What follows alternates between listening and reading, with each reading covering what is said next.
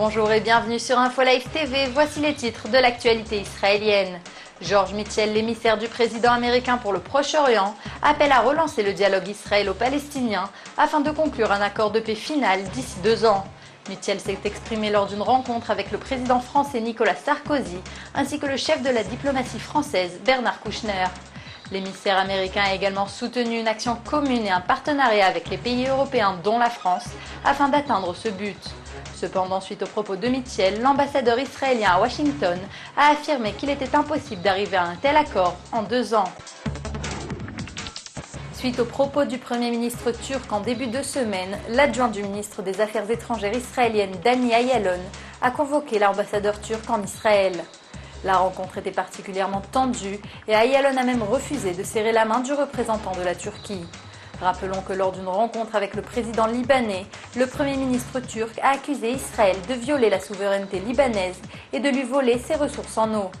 Celui-ci a même ajouté que les Israéliens disposent de capacités militaires disproportionnées et ne respectent pas les résolutions de l'ONU.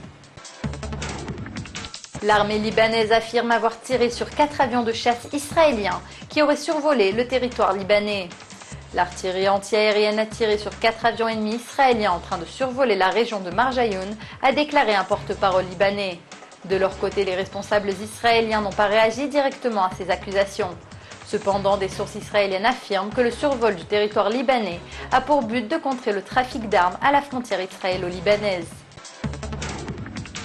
Le ministre de la Défense israélien Ehud Barak a appelé le Hamas à empêcher les tirs de roquettes Qassam vers Israël. Barak a également conseillé au mouvement islamique de faire attention et de ne pas verser des larmes de crocodile si Israël devait prendre certaines mesures. Celui-ci s'est exprimé lors d'une démonstration réussie du nouveau système de protection d'hommes de fer mis en place pour détruire tout obus aux roquettes avant qu'ils ne touchent le sol. Barak a affirmé que ce système changera la donne dans la région et pourrait dissuader les militants de lancer des attaques. Dans le cadre d'une opération destinée à encourager la population à se faire vacciner, quelques 75 employés du Parlement israélien ont reçu en début de semaine le vaccin contre la grippe porcine. Parmi eux se trouvaient 14 députés et 2 ministres venus montrer l'exemple. Par ailleurs, des critiques ont été formulées contre le Premier ministre israélien Benjamin Netanyahou, qui lui n'a toujours pas reçu le vaccin. Merci d'avoir suivi ce journal, c'était Dina Cohen pour InfoLive TV, la première télévision en direct de Jérusalem en 4 langues.